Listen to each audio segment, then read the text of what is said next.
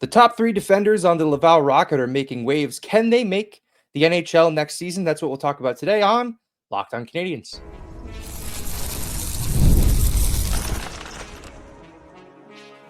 You're Locked On Canadiens, your daily podcast on the Montreal Canadiens. Part of the Locked On Podcast Network, your team every day. Hello, everyone, and welcome into episode 1311 of Locked On Canadiens. Thank you for making us your first listen of the day and for subscribing wherever you get your podcast. Doing that supports us here at the show and ensures you do not miss an episode. This episode is brought to you by Monarch Money. Take control of your finances with Monarch Money. Use code LOCKEDONNHL at monarchmoney.com for 50% off your first year. My name is Ian Boisvert, also known as @MaybeIt'sIan, and I am joined, as I usually am, but haven't been for the last week and a half due to my own absences, by the active stick, Laura Saba. Laura, how are we doing today? Brand new week. I'm back. So thank you for holding down the fort. How are you holding up today? I'm just so glad you're back. Those solo shows, I feel like you are much better at them than I am. Like I was struggling a lot, which is really funny because in my day job, I do get to talk a lot and I do get to talk virtually to people a lot. I think it's just very different when I can't actually see any reactions, even virtually. But I'm just really, really glad you're back. I hope you had a good time taking a break from this podcast, but it needs you, unfortunately. Yeah, I think the solo episodes come somewhat natural to me because I talk to myself far too much. Like I spend a lot of time in solitude, just murmuring hockey things to myself. Sometimes internally, sometimes they do externalize, and I say them out loud. But yeah, that's that's a different thing entirely. But thank you for holding down the fort, and thanks to our guests. I know Kay made an appearance. I know Squirt Matla made another appearance to talk about the Laval Rocket, which we'll start with today. We'll start with the Laval Rocket, less so about the actual games themselves and more so about how those players are going to translate potentially as NHL options next year. We're going to kick off our summer of player reviews. We'll start with our Josh Anderson review. We'll be going in alphabetical order. So we'll start there with one Josh Anderson. We'll do a look at his whole year. And then there's some murmurings going around that Montreal might be interested in trading the last year of Carey Price's contract. And there's a reason for them to do it. We'll get into that and figure out how exactly they pull that off. But let's start in Laval, where sort of all of our attention is being paid these days. Laval is tied at 1 in their division final series against the Rochester Americans. They took game 1, and then they fell in game 2 due to some lackluster play, especially in the third period. But I don't really want to focus too much on the actual ins and outs of the games themselves. I kind of want to focus on 3 players who I think are going to be serious players for roles in Montreal next year. And they're all defensemen. It's David Reinbacher, it's Logan Mailloux, and it's Adam Engstrom. Mm-hmm. Throughout the series so far, just this one series, Logan Mailloux had 2 points in game 1, a goal and an assist. Reinbacher added a goal in game 1 and an assist in game 2, and Engstrom had an assist in game 2. These guys are really making a name for themselves in this run, right? Like, is it fair to assume that they're sort of it's tough to say they're the focal point of the series because there are so many, especially whatever is going on in net. But do you find yourself drawn to the conversation of these defensemen as much as I do? I find it intriguing because we know that there's going to, they're going to need to draw from Laval in next year's lineup, right? I think that's it's part of the plan. At some point, these guys are going to have to start graduating. They'll probably pick from within as opposed to going a different route, which is give up assets, unless somebody really worthwhile comes along and becomes available on the trade market. Like I think that Kent Hughes works the phones, and then if there's no option for the next couple of years, then it's one of these guys that has to come up. I do believe that Reinbacher is kind of the one that they've penciled in as an organization. They're the ones that have penciled him in, right? Yeah. But it's the question is there a spot for the other two? Personally, and this is just me thinking this, is that I believe that Logan Mailloux would probably be the trade chip out of these guys, partly because he's good offensively, but not necessarily defensively. He still needs to work on that aspect of his game. The Canadiens already have plenty of that, right? And then with Adam Engstrom, like I feel like he's more of a Kent Hughes type player, right? Like so, Logan Mailloux was inherited from the previous regime, and then it just to me like that's not like he won't be the priority to protect, right? I think that's right. Yeah, that's my opinion. Is he won't be the priority to protect. So he might start the season with Laval or Montreal, but if there's a trade that comes up, I do feel that he would probably be the first name on the available list, right? Somebody who would net back something of value, but not necessarily in the plans for the Montreal Canadiens, as much as like they've worked on him, right? Like they've worked really hard with him and on him. So I feel like David Reinbacher is their guy. That's the guy they went for against all advice and conventional wisdom. That's the guy they went for in that year's draft, right? Knowing that they were going to add offense the following year. So I feel like what they're going to do is they're going to set conditions up to make it as favorable as possible for David Reinbacher to be the guy. So none of this has anything to do with the way they played in Laval. Mostly. It just in my mind, I'm like the plan. It's more philosophical argument that I'm making. Yeah, and look, like Reinbacher's their guy, right? They stuck their necks out to draft that kid when it seemed like a lot of people sort of didn't want them to make that pick, myself included, right? It was nothing against David Reinbacher. It was all about Matvei Michkov. I do agree with you that I think Logan Mailloux, if any of these guys is going to be used to build, use as a trade chip, as an asset to build on the team that they currently have, it's probably Logan Mailloux. And it's not that we are casting him aside. It's far from it. Like, he's probably the highest risk defenseman out of the three of these, in that, yes, he's taken strides in his defensive game, but he's still prone to make those, boneheaded decisions that, if we can take a look at how we've looked at the Montreal Canadiens this year, one guy named Mike Matheson constantly gets ripped apart for his defensive or just, indecision or misdecisions with the puck constantly. Logan Mailloux kind of is that guy, but Logan Mailloux has an incredible weapon in his shot. It is a devastating weapon to have. It is one that I think a lot of teams will say, we can try our best to fix or mitigate the rest of his game, but we are going to have a hard time finding that part. And, looking at the way the Canadiens play, how many times are they shooting the puck from the point, right? It's not often. They don't, maybe that's the tail wagging the dog a little bit, in that maybe the Canadiens don't have a true shooting option from the point right now. I know, and if they did, yes, maybe they would do it more, right? But they don't. And right now it's just, Lane Hudson wristing pucks from the point, trying to get deflections, or Mike Matheson, his shin pad seeking missile that he fires from time to time. But it's not something that the Canadiens play with a lot in their game. And I don't know if that's, again, is it because they don't have that option, or is it because they don't value that play? So that'll be interesting to see. But yes, I think, like, if one of them is going to be moved, it'll probably be Mailloux. But let's look at this as like none of them are getting moved. Okay. What are the odds that all three of these guys are Montreal Canadiens next year and not Laval Rocket? Like you said, they're penciling in David Reinbacher, and I agree with you. I think that that's a foregone conclusion. He's at the very least a third pairing defenseman for Montreal next year. And if he has a good camp, maybe he's on that second pair. Yeah. But where do the rest of them fit? Honestly, I feel like it's going to be a 2 out of 3 situation. Yeah. I don't know that it's all three of them are going to be in Montreal next year. I think, and I do think that a large part of it is going to be their preseason, right? As well as they do in this playoff run, which is hopefully long, and hopefully they go all the way and win the Calder Cup, as well as they've done all season, because they have. I do personally feel that there's going to be 2 spots for 3 defensemen, and if it comes down to, is it Logan Mailloux or Adam Engstrom? It's going to be Logan Mailloux, I think. Yeah, the right-handed shot's more valuable. We know the Canadiens value it. I just wonder, how much the Canadiens would think that they need to hedge their bets a little bit, in that they can't go into camp without a veteran option on that right side. I just don't think that that's possible, because then you're banking on Mailloux and Reinbacher both being not only NHL options, but one of them needs to be a second pair option now. Yes. If not higher, because do you want Alex Carrier on your top pair? There are other conversations to be had on that right side.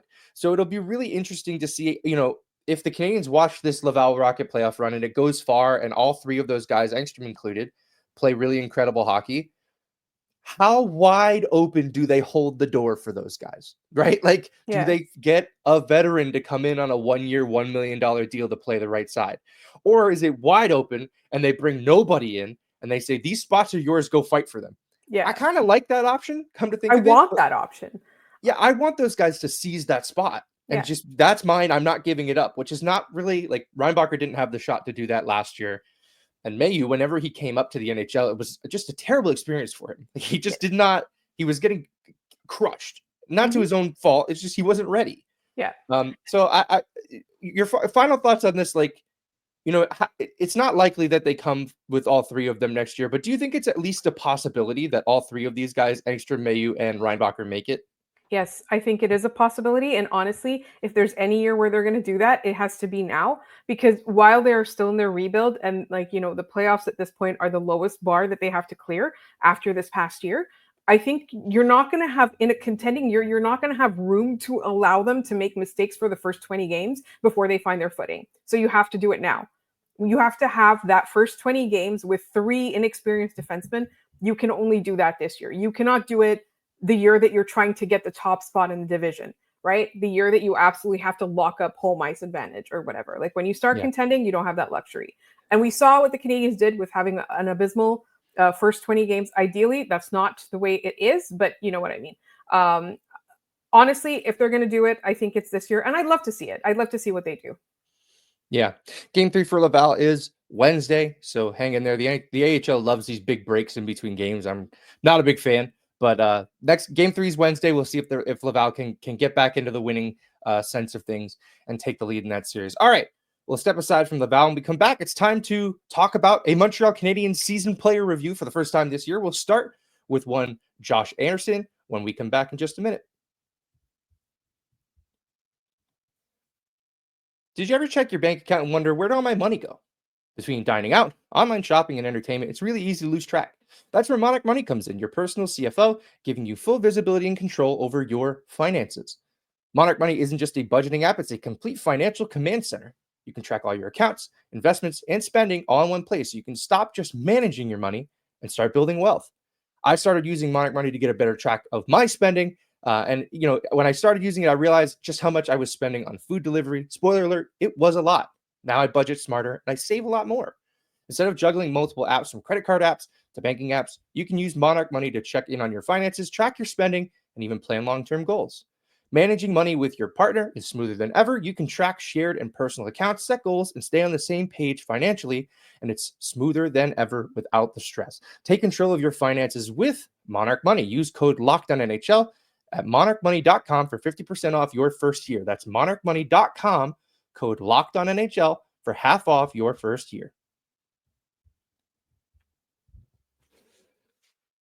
All right, Laura, we are back, and it's time to talk about our first player review in Josh Anderson. But let's use this as an opportunity to plug ourselves, Laura, because we have a Josh Anderson themed giveaway going on at the moment for YouTube subscribers. So if you subscribe on YouTube and you put a comment in our comment section that says contest entry, once we hit 4,500 subscribers, you will be entered to win this signed photo of one Josh Anderson looking as handsome as ever. I believe he's wearing his Stanley Cup final patch for those who are on audio. Also, get over on YouTube because that's where you need to subscribe and enter the contest. But once we hit 5,000 subscribers, we'll also do this giveaway for one Arbor Xhekaj. Your entry enters you for both of these photos. So join as soon as you can. Keep the number coming. And the sooner we get to that 4,500, the sooner we'll do the drawing and send away my stuff. Keep taking my stuff away from me. I do not want it. So thank you for joining. Thank you for subscribing and supporting the show. All right, let's talk about Josh Anderson's season. I want to start these player reviews with a word association, Laura. And I did check this with you beforehand, so I'm not putting you on the spot, but I want to hear yours first. When you think of the 24-25 Josh Anderson season, the first word that comes to mind is what?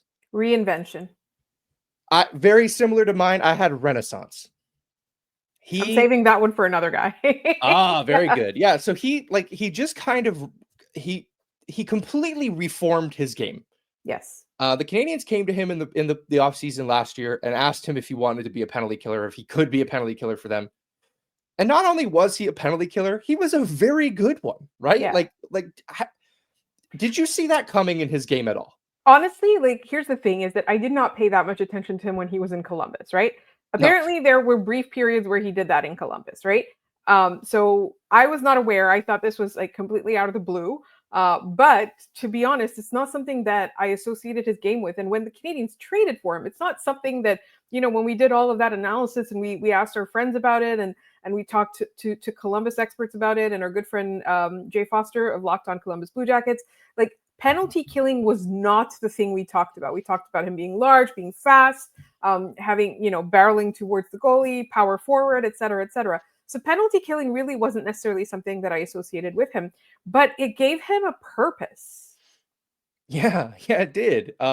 He was kind of a player who was running out of a role. And it was, when Marty St. Louis first got to Montreal, one of his safety blanket lines was, I'll just stick Josh Anderson on the first line with Suzuki and Caulfield, and that'll be fine. And that's just not the player Josh Anderson was at that point. I don't know if he was ever that guy, and he certainly doesn't seem to be that guy going forward. But again, with the penalty killing, he has a spot. He has something that he does that not only differentiates him from the guys around him, but makes the team better. I looked at the penalty killing minutes this year. He had the fourth most minutes at 4-on-5 among Montreal Canadiens forwards this year. The likely suspects ahead of him: Jake Evans, Yoel Armia, and Christian Dvorak, right? Two of those guys are gone, so they're going to have to figure that out. But that makes Josh Anderson even more valuable for next year. And coming in fifth on that list was Nick Suzuki. So he played more on the penalty kill than Nick Suzuki, and by a lot. It was 138 minutes for Josh Anderson and 49 minutes for Nick Suzuki. They gave him that time off so that he could handle the offense, and it paid off in a big way. He had 89 points this year, a season or career high for him, a high for the Canadiens since the Alex Kovalev years. I think we cannot overstate Josh Anderson's importance to making that happen. Yes, absolutely. And that was the thing too, was that it wasn't just that it made the penalty kill better, which I know we're going to talk about in a second. It wasn't just that it gave him a purpose and made him better. It made the entire team benefit. And that's so important. I think for me, the point was not just that he was useful. The point was Nick Suzuki was able to attain a career objective that he's had since he joined the league, which is to be a point per game player. Yeah. And Josh Anderson's best offensive days are behind him. This year, 15 goals, which we could, coming out of last season, if someone said Josh Anderson's going to score 15 goals next year, we would have thought you were nuts, because it just seemed like that part of his game was gone. 12 assists, 27 points. More surprisingly, in 81 games, we knew that Josh Anderson was absolutely beat up through most of the end of this season. And I believe the only game he missed was for the birth of his child. Was that the only game that he missed? That is the only game that he missed. And he had said in his postseason presser that, had they not been in the mix, to use Marty's term, he probably wouldn't have been playing in those games. And not only that, but then looking at how he played in the playoffs. Yes, he only had one assist in the playoffs. But he was phenomenal. A physical monster. And just thinking, yes, it's hockey players need to do that. That's especially when you're 6'4" every time you step on the ice. You're expected to do that. But we knew he was hurt. We don't even know what was hurt. In fact, the list of things that didn't hurt was probably shorter than the list of things that did. It was a number of things. I think the quote was a number of things. He was battling a number of things. Yeah, it's like Michel Therrien's, he has a body injury. Yeah, that's his entire body is just injured. Yeah, it's sort of like the college football video game. When your guy's hurt, like different parts of his body are red on this graphic. He's just bright red everywhere. I can only imagine. So what can we expect from Josh Anderson next year? Let's look ahead. He's going to be in Montreal, at least unless they trade him, which I doubt they will. He's kind of ingrained himself as a very necessary player for this hockey team. Yes. What do you look at for him next year? I think it's going to be dependent on who they decide is going to be his center, right? So that line is might get kept together, might get broken up. We have no idea. They might think Owen Beck might go in there or whatever. So I think it's very, very dependent on that. And I do feel that if I'm Josh Anderson, what I would do, not what he will do or what I would do, is sacrifice that offensive part of my game because the defensive part of my game has come so far, right? That physical, that like separating people from the puck, just getting in their face, being pesky, right? Hopefully a healthy Josh Anderson will be able to do that even more. But what I really just loved was the fact that he was on the penalty kill so much also just made his overall game better, because in the previous season, it wasn't as much egregious on Josh Anderson's part, but there were a lot of players where we were like, why are you there? Like, you're positionally not sound. Like, what are you doing there? Why are you going to that part of the ice? Right. And I feel like the active penalty killing improved that aspect of his 5-on-5 game as well. Like, it felt like he had gotten lost at some point between the Stanley Cup Finals and last year. And so this past season, he got better on all fronts. It wasn't just the penalty kill, but that made him so much smarter. So I feel like Josh Anderson is going to be that veteran presence that helps keep the puck out of the net, like just overall. He's going to be the guy that you're like, okay, Josh Anderson's there. I trust this group, right? Yeah.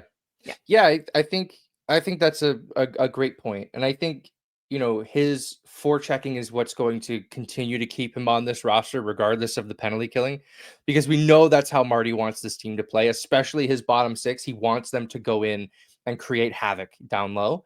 I think a line, I don't know who's going to be down the middle of it, but if you decide to put Emil Heineman on one side and Josh Anderson on the other side, look out. Like, that's a really dangerous line to watch come towards your defense, 18, 20 times a game. That's going to be a really challenging thing for teams to overcome. We'll see how that develops. But look, it's nice we're starting off these player reviews with one that I think is very exciting. We watched a player completely reinvent himself in a positive way. And, I'm rooting for the guy. The guy seems like a really cool dude. And he seemed like last year he was having absolutely zero fun playing hockey. And this year, nothing could keep him away from the game except, his child being born, which is very important. He should step away for that. It was just like, we did by the numbers, by the vibes. The Josh Anderson vibes are day and night from last year. Yeah. No, unbelievable stuff. All right. We'll leave our player review there. When we come back, we'll talk about a player who's no longer playing, and Carey Price, and the prospects of the Canadiens finally trading Carey Price's contract while he has one more year left on it. We'll talk about why that matters and why that makes sense when we come back.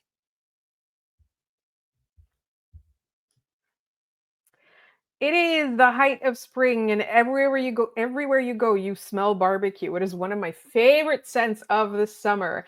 And let me tell you something. If you're a fan of premium locally farmed meats delivered straight to your door, I've got some exciting news. Farm to Fork makes it easy to get high-quality steaks, air-chilled chicken, wild-caught seafood, and more, all with no antibiotics, hormones, or GMOs. Plus, everything comes flash frozen and individually packaged for your convenience. All Farm to Fork meats are raised on Canadian farms, so when you order, you're supporting local producers, especially now as it's time to be buying Canadian. Farm to Fork meats are top-notch. I've had some amazing steaks that were tender, juicy, and perfectly cooked. The chicken is air-chilled, so it's fresher and more flavorful than what you'd get in the store. And that wild-caught seafood is a game changer. It's fresh, it's clean, it's full of flavor. And they're delivering all across Ontario and Western Quebec. And the best part, delivery is free with a minimum order of $199. You don't even have to leave the house to get this kind of quality. And I've got a special code just for you. Use LOCKEDON40 to get $40 off your first order at Farm to Fork. Visit farm2forkdelivery.ca to start stocking up on the best meats around. Again, that's LOCKEDON40 for $40 off your first order at farm2forkdelivery.ca. Farm to Fork, delicious locally farmed meats delivered straight to your door.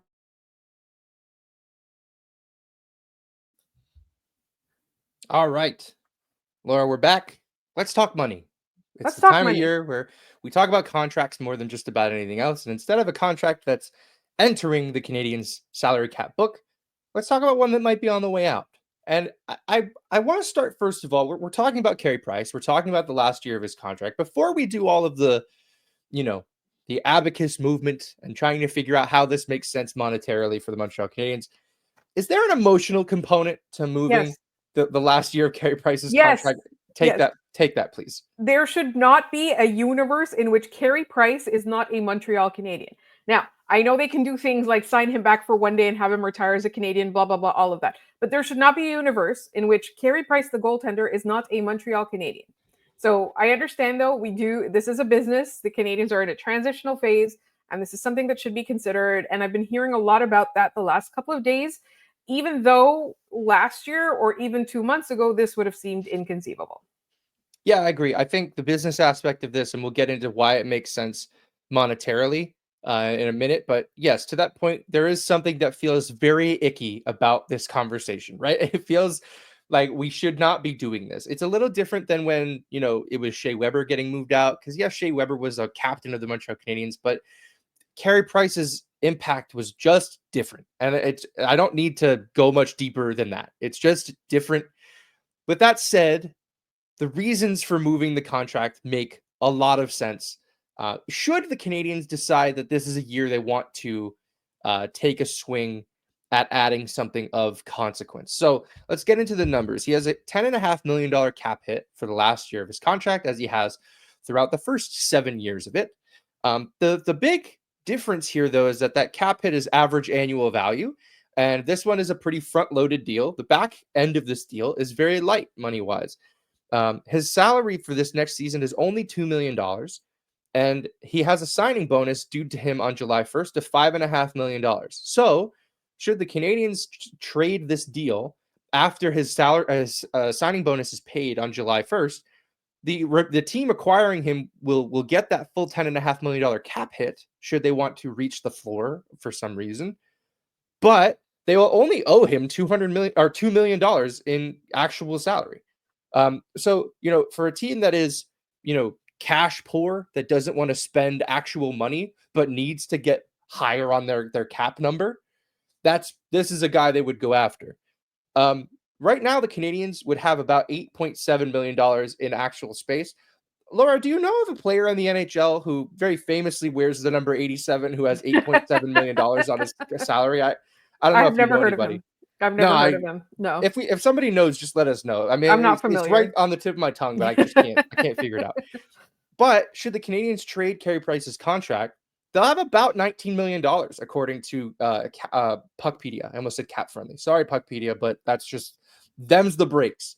Yeah. Um, Last week, I was actually looking at Puckpedia and called it Cap Friendly. So. Yeah, it's just, I mean, take it. I think the Puckpedia people should take that as like a term of endearment, because like that's Cap Friendly meant so much to everybody that we keep referring to you as that. It means you have taken its place. So Yes. Congratulations to you, Puckpedia, for us never getting your name right. It's like the Kleenex of salary cap websites. Yeah. So if the Canadiens don't want to do anything with their salary cap money next year, like let's say they don't find a 2C that they want to go after, they don't find a big free agent they want to spend money on, I don't think it really makes sense for them to move Carey Price's contract right now. No. Right? No, it's a bargaining chip. Unless somebody, like literally somebody's coming to you and offering you something for it, there's no point. And I think the emotional component though, like this particular front office, they don't have that attachment to him, right? Like Carey Price was very much Bob Gainey's guy.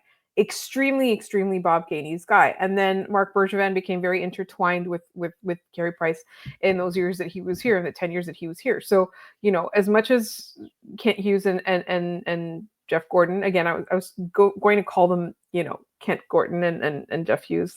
I can never get Hugo. it right. Just call him Hugo. Yeah. They're here to stay. Hugo's here forever. So, as much as like I think they respect what he's brought to the franchise, and as much as they understand what he means to the franchise, this would be something where they would, if anyone's going to do it, it's going to be them, if that makes sense.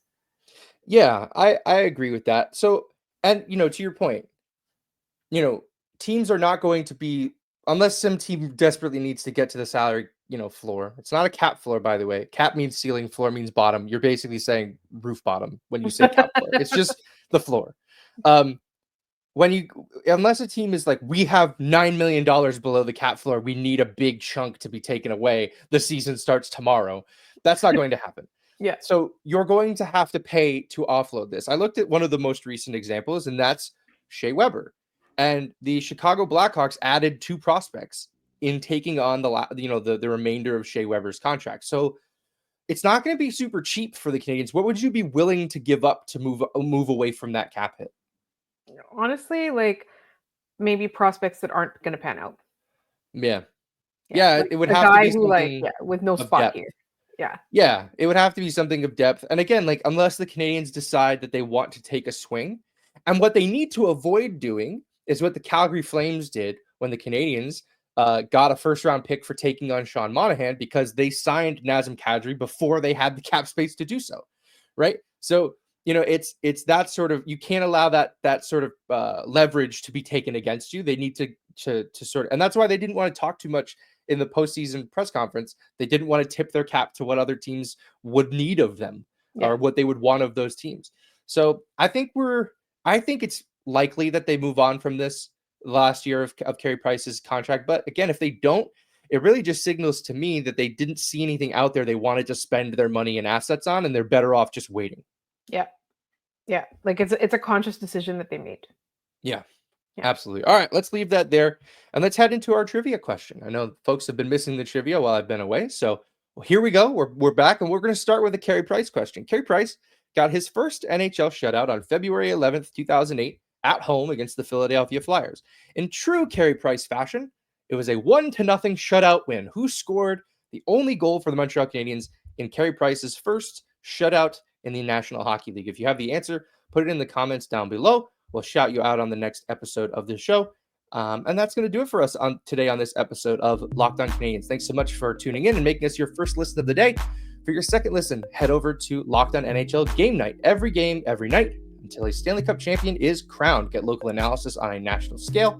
Find NHL Game Night on Locked On NHL on YouTube or wherever you listen to your podcasts. We are also available on Amazon Fire TV. On your free Fire TV channels app, click the Montreal Canadiens logo in the hockey section, and you can watch all of our episodes there as well. We are Locked On Canadiens just about everywhere you can find social posts. Blue Sky, Instagram, TikTok. Find us there for some extra bonus content whenever we have it ready to go out. You can follow me at Maybe It's Ian. You can follow Laura at The Active Stick. Thanks so much for tuning in, and we'll see you guys tomorrow.